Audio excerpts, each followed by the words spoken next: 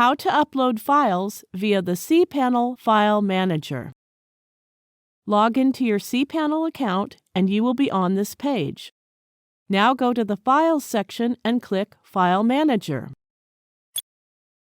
There is a list of file directories. You can select one of the directories to save your files. For example, click Public HTML to open it in the adjoining window. Now click Upload.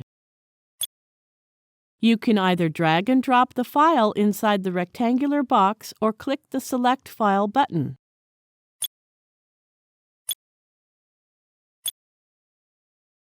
That's it. We have successfully uploaded the file using cPanel File Manager.